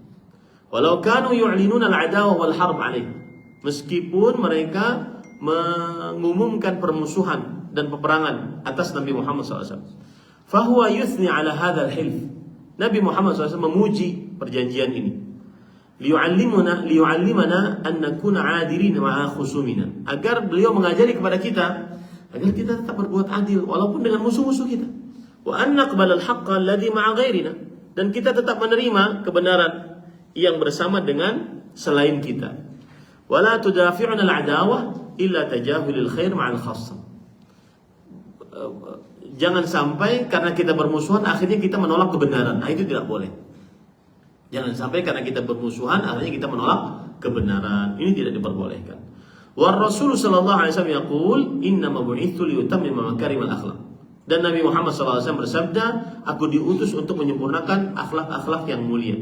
Fa huwa yaqul inna fil jahiliyyati akhlaqan hasanah. Maka Rasul sallallahu alaihi wasallam bersabda, sesungguhnya di kaum jahiliyah juga ada akhlak-akhlak baik. Wa annahu ja'al, dan bahwasanya beliau mengerjakan itu. Liyukammilaha wa yutimmaha, agar Nabi Muhammad SAW menyempurnakan akhlak-akhlak tersebut. Walam yunkir ma alaihi al-jahiliyah min akhlaqin hasan limujarrad annahum adu wa harabu. Dan Nabi Muhammad SAW tidak mengingkari kebaikan-kebaikan yang ada di kaum jahiliyah, walaupun mereka memusuhi Nabi Muhammad SAW, memerangi Rasulullah SAW. Walidzalika ansahu kullu muslimin an yakuna 'adilan ma khasmi. Kemudian kata penulis, saya bernasihat kepada setiap muslim agar adil terhadap musuhnya, terhadap orang yang berseteru dengannya. Allah berfirman di dalam surat An-Nisa ayat 135, ya ayyuhalladzina amanu kunu qawwamina bil qisti syuhada. Wahai orang beriman, jadilah engkau orang-orang yang adil, bersaksi di hadapan Allah Subhanahu wa taala. Begitu juga di dalam surat Al-Maidah ayat 7, ayat 8. Nah, kemudian penulis membawakan cerita wa an Qutailah anna yahudiyan atan nabiy sallallahu alaihi wasallam faqala innakum tusyrikuna wa taqulun ma syaa Allah wa syi'tum wa taquluna wal Ka'bah.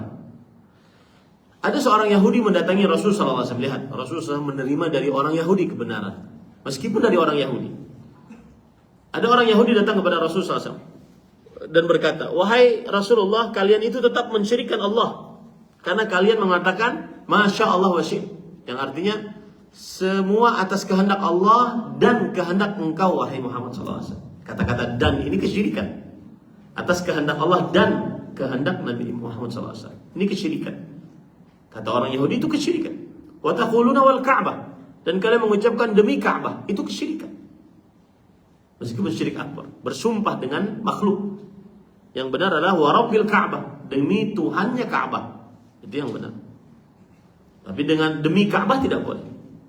Demi Ka'bah tidak diperbolehkan. Fa'amarahum, makanya tidak diperbolehkan juga bersumpah dengan nama selain Allah. Demi bapakku, demi ibuku, demi Rasulullah, demi Allah, demi Rasulullah, itu nggak boleh. Yang boleh hanya demi Allah. Ya. Fa'amarahum an-nabiy sallallahu alaihi wasallam idza aradu an yahlifu an yaqulu wa rabbil Ka'bah wa an yaqulu ma syaa Allah thumma syi'ta. Maka Rasulullah SAW menerima masukan dari kaum Yahudi. Beliau mengatakan kepada para sahabatnya, kalau ingin bersumpah ucapkanlah wa rabbil Ka'bah, demi Tuhannya Ka'bah, bukan demi Ka'bah.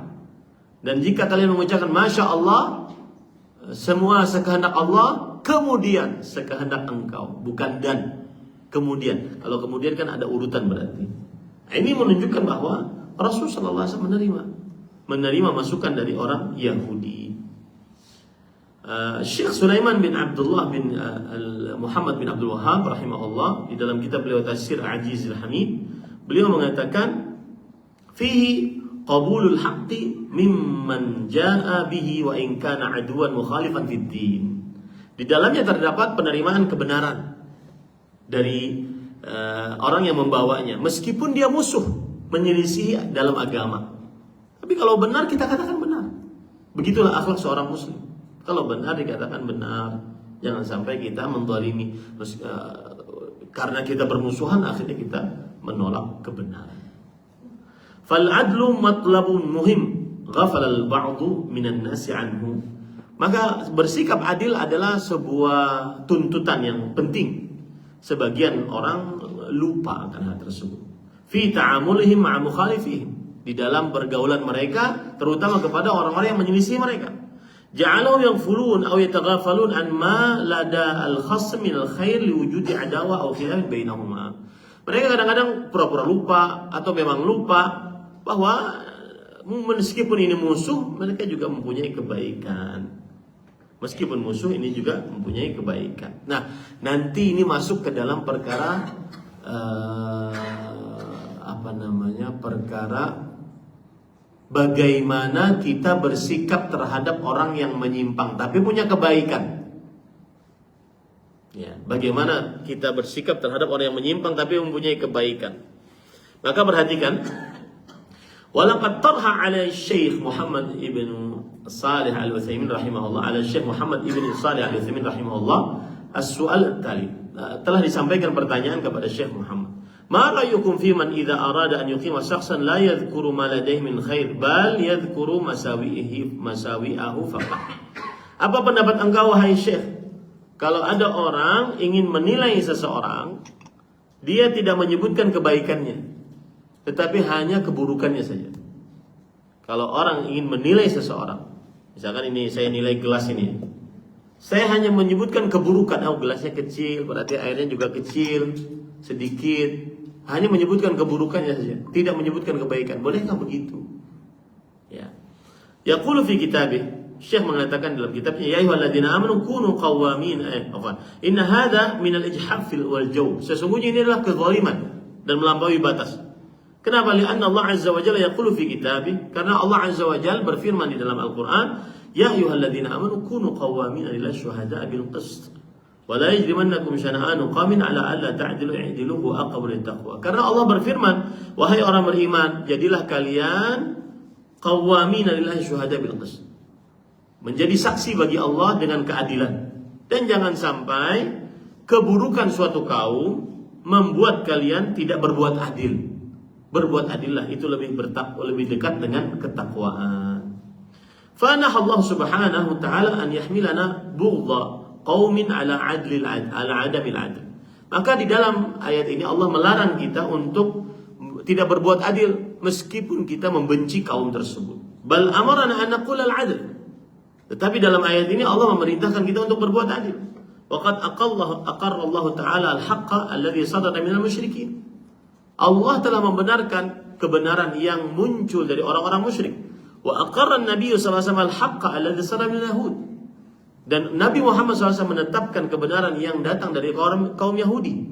Faqala Allah Azza wa Jalla, wa idza fa'alu fahishatan qalu wajadna 'alaiha abana wallahu amarna biha. Maka Allah berfirman, jika mereka melakukan perbuatan fahisyah zina, mereka mengatakan qalu wajadna 'alaiha abana. Kami mendapati itu adalah yang dilakukan oleh nenek moyang kami dan Allah memerintahkan kita. Maka kemudian Allah menjawab ucapan orang-orang Yahudi dan Nasrani, qul innallaha la ya'muru bil fahsya. Katakanlah wahai Muhammad SAW, sesungguhnya Allah tidak memerintahkan kepada perbuatan fahsya. Fa abtala qauluhum wallahu amarna biha.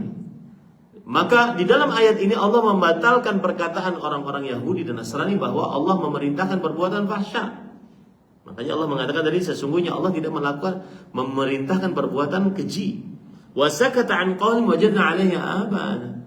Dan Allah tidak menggubris apa yang dikatakan oleh mereka. Kami berbuat fahisyah zina ini, menikah beberapa kali seperti ini, menikahi orang-orang mahram, ini karena kami mendapati nenek moyang kami seperti itu. Maka Allah tidak membantah akan hal itu. Itu berarti kebenaran. Ini menunjukkan bahwa Allah menerima kebenaran walaupun dari orang musyrik. Paham ya? Ini akhlak dari seorang muslim. Hendaknya seseorang menerima kebenaran dari siapapun. Kalau itu memang benar, ya, menerima kebenaran dari siapapun. Kalau itu memang benar. Nah, ada permasalahan yang disebut dengan muwazanah. Muwazanah. Pernah seorang ustaz terperangkap dalam perihal muwazanah ini. Apa itu muwazanah? Misalkan gini, ada seorang ahli bid'ah, tapi punya kebaikan. Mungkin gak ini? Maka kalau kita sedang menceritakan orang tersebut, boleh kita katakan si fulan ahlu bid'ah, tetapi dia punya kebaikan begini. Boleh, itu namanya adalah bersikap adil. Tapi kalau kita sedang dalam proses atau dalam keadaan mentahdzir, memberikan peringatan kepada kaum muslimin agar tidak mengikuti orang tersebut, maka kita tidak boleh memujinya. Paham enggak? Oh ya, si fulan ahlu bid'ah harus dijauhi, tidak boleh mengikutinya. Tidak boleh kita kemudian memujinya. Oh, tapi dia ada baiknya. Itu nanti apa? Nanti bukan menurun, nanti hambar celaan ataupun tahdziran tersebut. Paham ya ini para ikhwan? Misalkan, oh, Abu Jahal itu musuh Allah Subhanahu wa taala, tapi dia punya kebaikan. Pas enggak begitu? Tidak pas. Di dalam proses untuk mentahdzir, memperingatkan kaum muslimin. Tapi kalau dalam proses untuk menilai, maka tidak mengapa. Kalau memang ada kebaikan, sebutkan kebaikannya. Kalau ada keburukan, sebutkan keburukannya. Paham ya ini para ikhwan? Itu namanya permasalahan apa? Muwazanah. Jangan sampai keliru ya dalam perkara tersebut. Kemudian faedah yang kedua, dan ini faedah menarik. Al-amrul akhar alladzi nastafidu huna huwa anna al-muslim da'i khair. Yang kita bisa ambil faedah dari cerita Hilful Fudul ini juga adalah seorang muslim itu sikapnya, akhlaknya senantiasa mengajak kepada kebaikan. Yusanidu kulla man yad'u ilal khair. Menolong setiap orang yang mengajak kepada kebaikan. Ya. Jadi orang muslim sifatnya, akhlaknya senantiasa mengajak kepada kebaikan. Fa kullu man da'a ila khair lil mujtama' fal muslim 'aunun lahu wa munasirun lahu wa mu'in. Maka setiap orang yang mengajak kepada kebaikan untuk masyarakat, maka seorang muslim menolongnya. Seorang muslim memperjuangkannya. Ya, ini para ikhwan yang dirahmati oleh Allah Subhanahu wa taala. Nah, ini pelajaran bagi kita. Contoh, Nabi Muhammad SAW sampai ke kota Madinah. Lalu orang-orang Yahudi berpuasa pada hari Ashura. Lalu Rasulullah SAW bertanya, puasa apa ini? Kemudian orang Yahudi mengatakan, hadza yaumun salih, ini adalah hari yang baik. Hadza yaumun najjallahu bani Israil min aduwwihim samahu Musa. Ini adalah hari yang baik, Allah menyelamatkan Nabi Musa alaihissalam dari Fir'aun. Maka Nabi Musa bersyukur dengan cara berpuasa. Maka kata Rasulullah SAW, fa ana ahaqqu bi Musa minkum, fasamahu wa amara bisiyam. Kalau begitu, aku lebih berhak untuk mengikuti Nabi Musa daripada kalian, wahai kaum Yahudi yang sudah merubah agama Nabi Musa. Maka beliau pun berpuasa dan memerintahkan para sahabatnya untuk berpuasa. Nah, ini menunjukkan pada ikhwan yang dirahmati oleh Allah, sikap seorang muslim, akhlak seorang muslim, apabila ada kebaikan, maka apa? Senantiasa ikut serta. Senantiasa ikut serta. Nah, ini para ikhwah yang dirahmati oleh Allah Subhanahu wa taala. Jadi jangan sampai seseorang muslim takut untuk memperjuangkan kebenaran. Kalau seandainya ada perjuangan kebenaran, maka dia paling pertama untuk ikut dalam andil dalam perjuangan kebenaran tersebut. Dan itulah akhlak Rasulullah sallallahu alaihi wasallam. Alhamdulillah, dua pembahasan kita bahas pada kesempatan kali ini, dan insyaallah bulan depan kita menutup kajian di bulan Desember dengan kisah menarik yaitu kisah cinta Rasulullah SAW dengan Khadijah. Tapi bulan depan, karena belum cukup waktunya. InsyaAllah ta'ala. Semoga bermanfaat. Jika ada yang ingin bertanya, dipersilakan. Nah, Jazakallahu khairan Ustaz atas Ustaz yang Ustaz berikan pada pagi hari ini. Bagi para jemaah yang ingin bertanya, dipersilakan.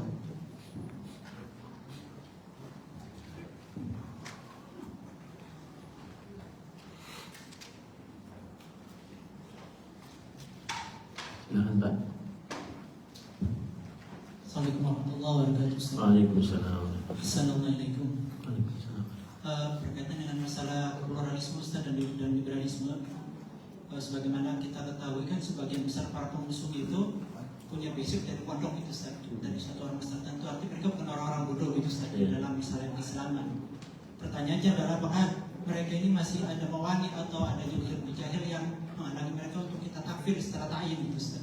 Itu pertanyaan. Mengkafirkan orang secara tertentu ada syarat-syaratnya, yaitu yang pertama iqamatul hujjah, menegakkan dulu hujjah, yaitu ilmu terhadap mereka, diajari dulu bahwa ucapanmu ini keliru. Kemudian yang kedua syaratnya intifaul mawani', terlepasnya penghalang-penghalang, bahwa sudah diberikan hujjah, tidak ada penghalang untuk dihukumi kekufuran.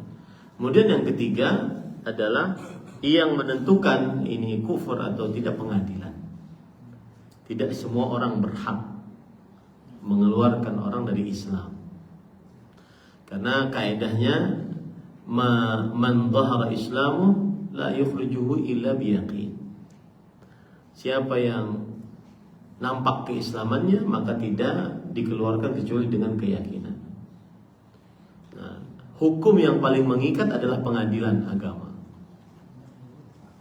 Nah, ini sebenarnya kalau ada keresahan di tengah masyarakat, seperti misalkan ada orang mengatakan begini, semua hukum yang ada dalam Al-Quran dan Hadis yang tidak relevan dengan zaman, maka itu bisa dirubah. Nah, ini kan masuk ke dalam ayat Al-Quran, wa man lam yahkum bima anzalallahu fa ulaika humul kafirun. Dan siapa yang hukum terhadap yang bukan dengan hukum Allah, maka mereka adalah orang kafir. Bahkan itu menghalalkan hukum selain hukum Allah SWT. Nah, ini patut untuk ditegakkan hujjah, kemudian intifaul mawani', kemudian diangkat permasalahannya ke pengadilan. Nah, cuma kita di negeri kita ini, urusan-urusan seperti ini kurang diminati. Kenapa sebabnya? Karena pendidikan akidah kurang. Kalau ada pendidikan akidah, maka di situ ada perkara wala dan bara, loyal kepada Islam dan berlepas diri tidak loyal atau disloyal kepada selain Islam. Apa yang disebutkan tadi bisa masuk ke dalam ranah wala dan bara, dan itu harus ditegakkan tentang kaum muslimin. Dan itu perkara akidah.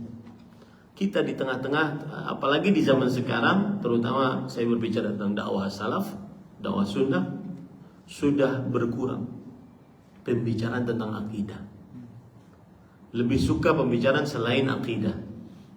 Saya tidak mencela ustadz-ustadz yang berbicara tentang ekonomi, entrepreneur, bisnis, riba, kemudian keluarga sakinah. Saya tidak mencela. Tetapi dari semua materi tersebut, yang paling utama, kapan orang bisa mengerjakan, mencari dengan harta yang halal, kemudian menegakkan keluarga yang sakinah, mawaddah, rahmah, sebagai suami tanggung jawab, istri yang taat, ketika dia berakidah yang benar. Nah, dan mendidik umat di atas akidah itu memang perlu lama dan sedikit membosankan bagi sebagian orang. Nah, termasuk perkara akidah tadi itu, yaitu pluralisme dan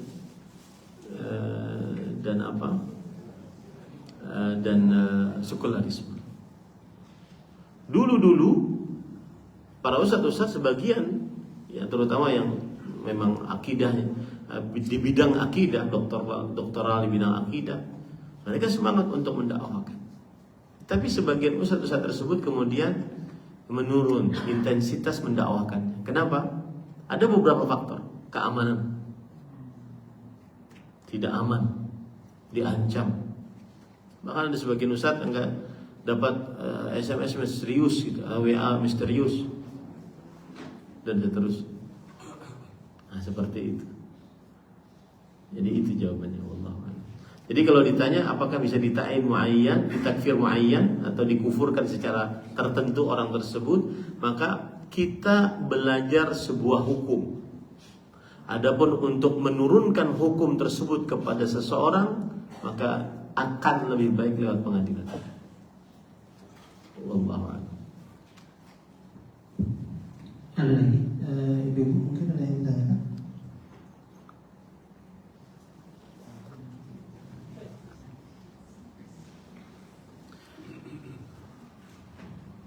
Bismillah, Assalamualaikum warahmatullahi wabarakatuh. Waalaikumsalam. Assalamualaikum Ustaz. Barakallahu fiik.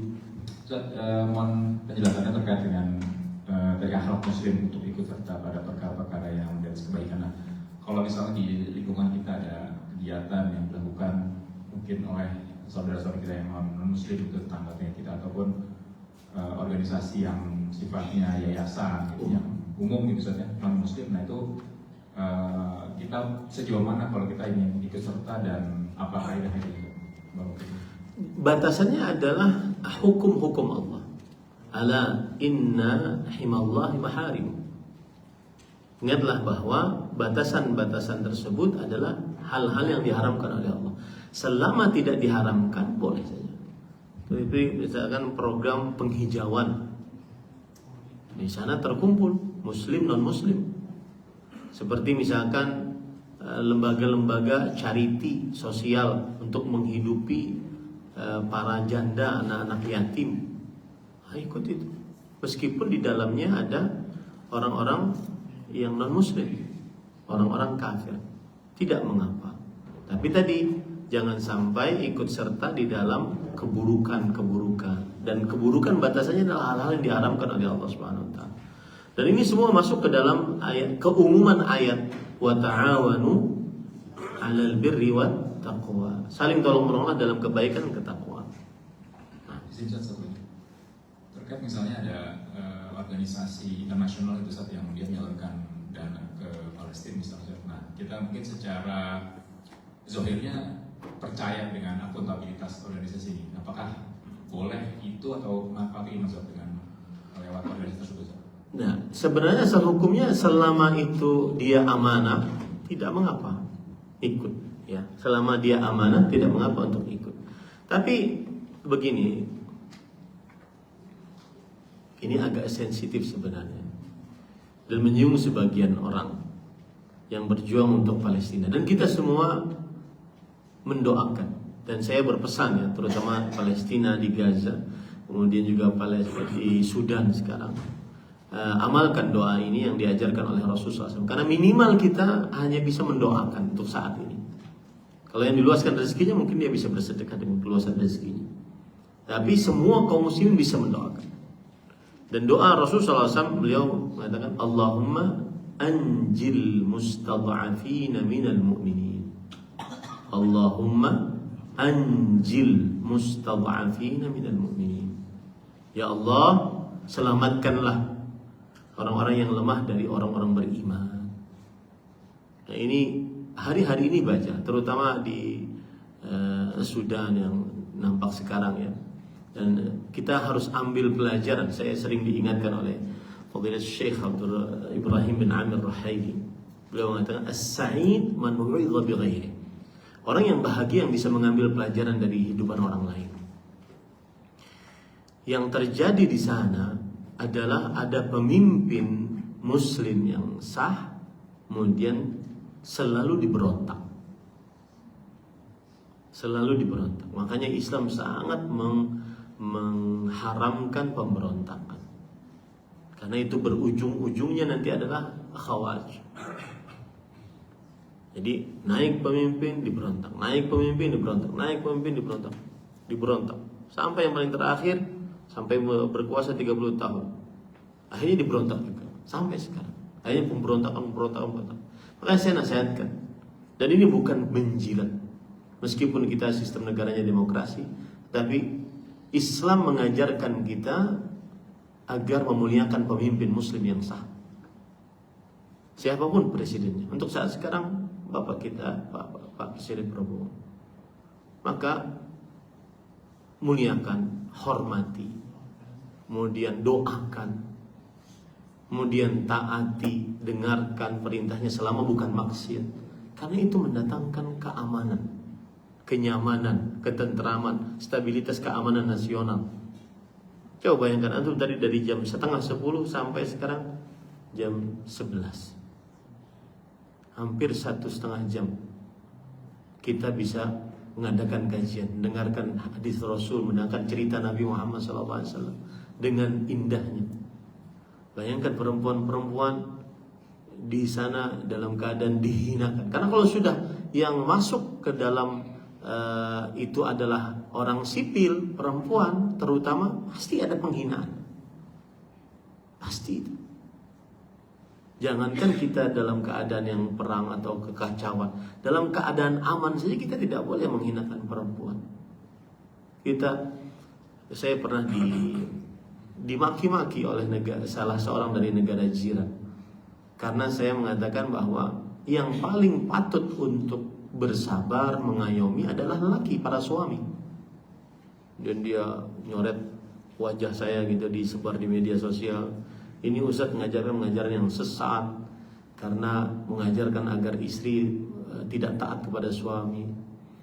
Maka suatu saat saya dapati fatwa yang persis dengan apa yang saya ucapkan, sebagaimana yang dikatakan oleh Syekh Muhammad bin Shalih Al-Utsaimin rahimahullah, bahwa yang paling dituntut untuk bersabar terhadap para perempuan adalah suami, para lelaki.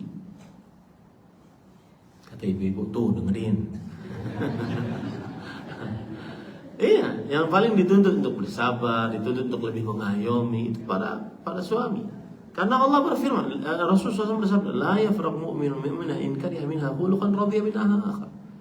Seorang suami yang beriman tidak memarahi seorang istri yang beriman jika ia membenci salah satu dari sifatnya, tidak suka kepada salah satu sifatnya. Itu menunjukkan bahwa memang ada yang tidak disukai dari sifatnya.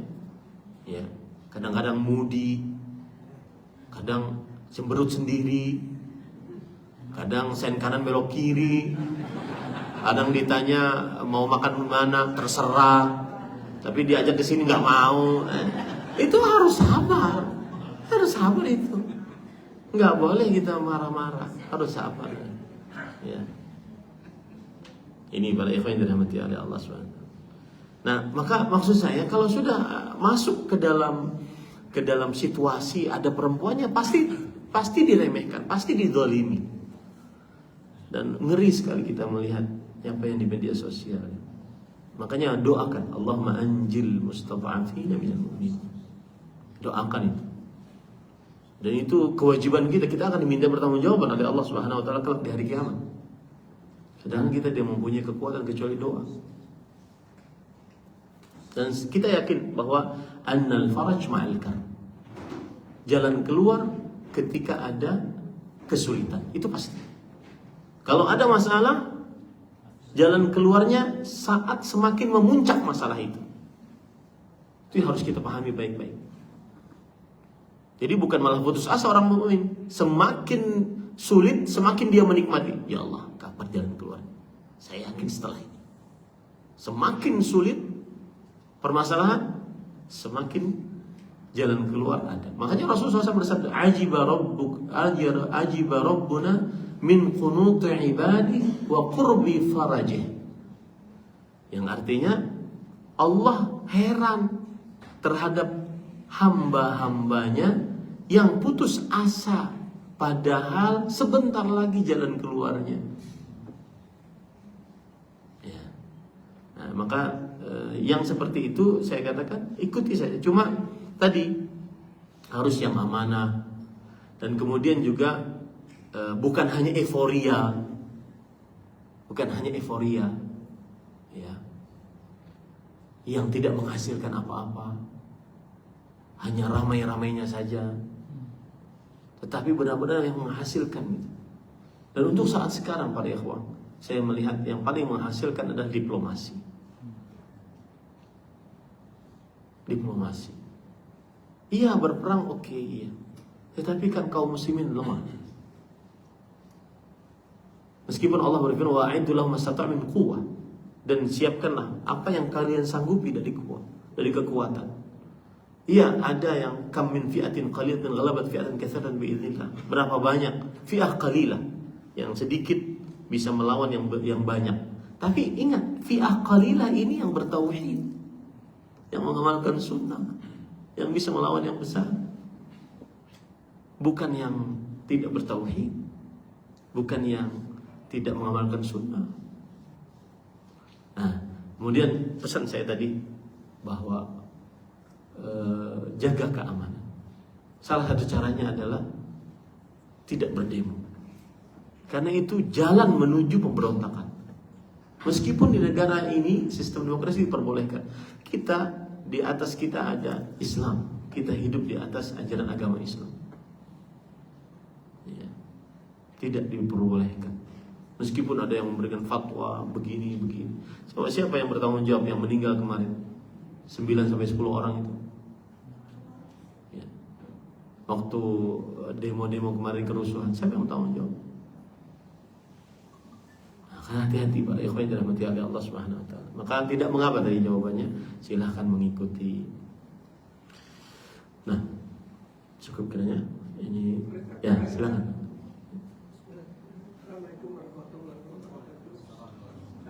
Mengenai sabar, apakah makna sabar dalam surat Al-Ma'arij ayat 5 sabr fasbir sabr jazakallahu khair. Bismillah, walhamdulillah, wassalatu wassalamu ala rasulillah. Para ulama ketika berbicara sabar artinya menahan. Sabar ada 3 macam dan semuanya ada pada menahan.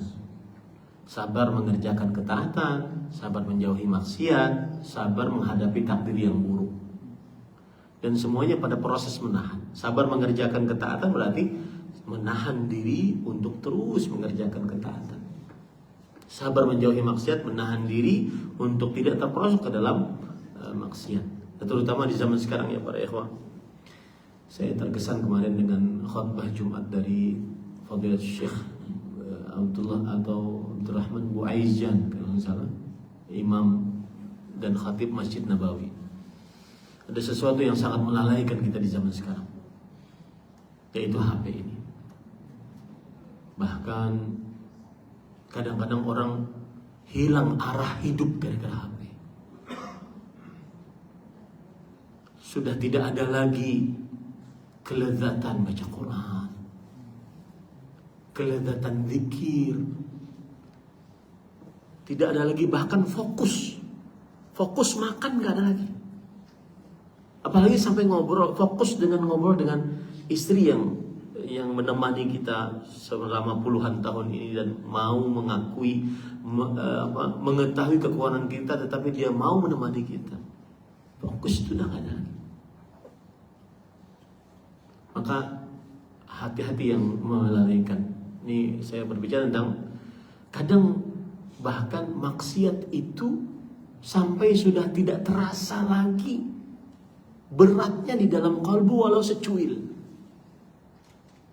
Sudah nggak kerasa lagi karena saking seringnya orang bersentuhan dengannya. Sudah saking seringnya orang bersentuhan dengan, sehingga tidak terasa lagi melihat yang haram. Sudah biasa mendengarkan musik, biasa aja. Dia meyakini haram musik, tapi ketika dia main media sosial terlihat, terdengar. Jadi sudah tidak terasa lagi beratnya maksiat. Dan ini para ulama mengatakan la saghirata ma'al israr. Tidak dianggap dosa kecil kalau dikerjakan secara terus-menerus. Kemudian para ulama juga mengatakan al-israr ala saghirah yuhkamu kamurtakibil kabirah al-wahidah al-masyhur.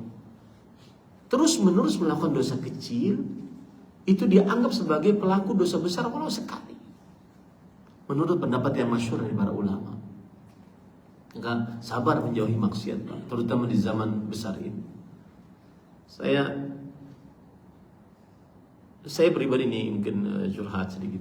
Saya pribadi pengen sekali meninggalkan ini media sosial. Cuma harus ada yang berdakwah lewat media sosial.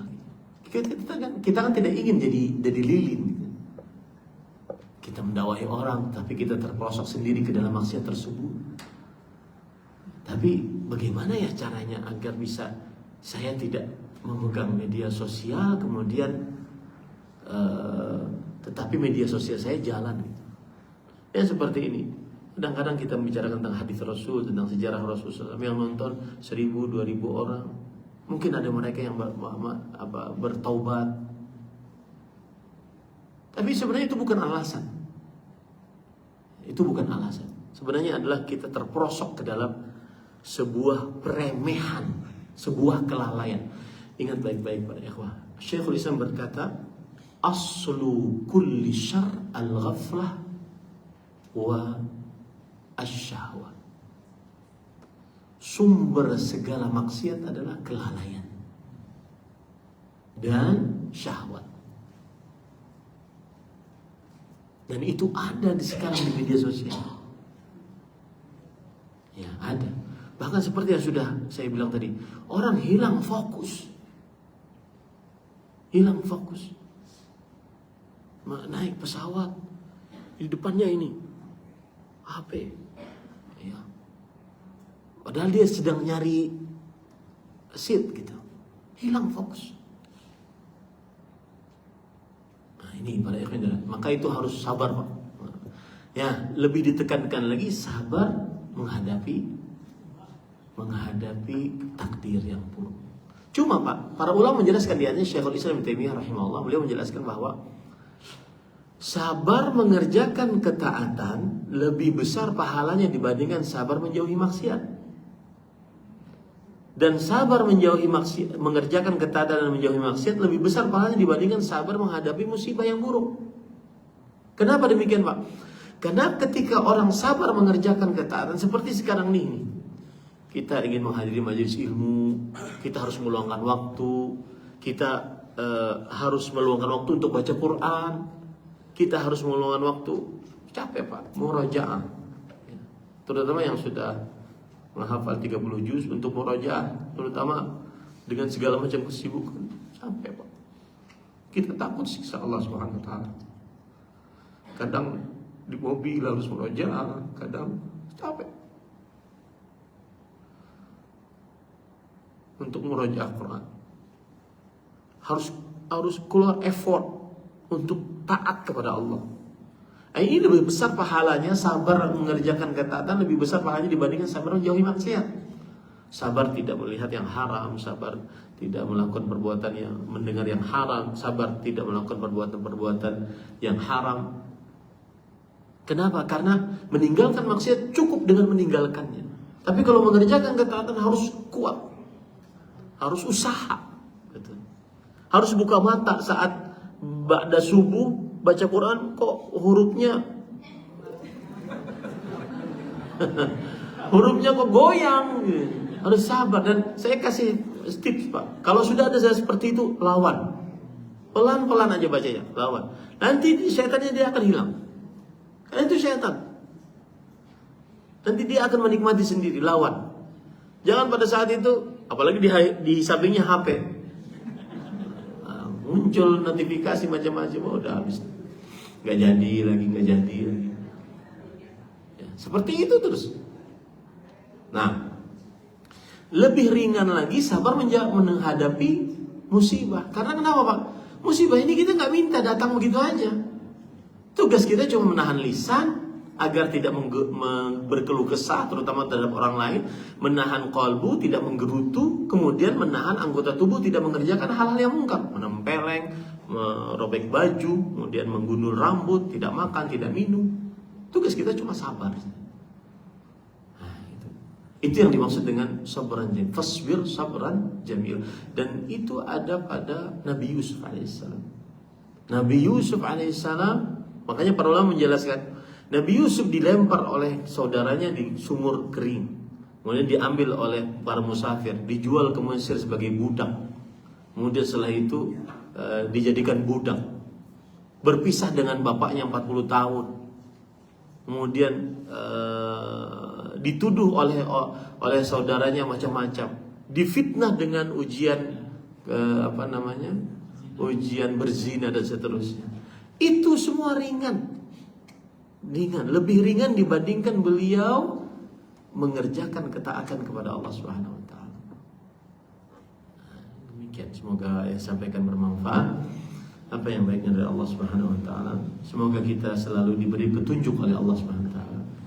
Semoga kita senantiasa diberkahi oleh Allah Subhanahu wa taala. Semoga kita senantiasa diberikan husnul khatimah oleh Allah Subhanahu wa taala.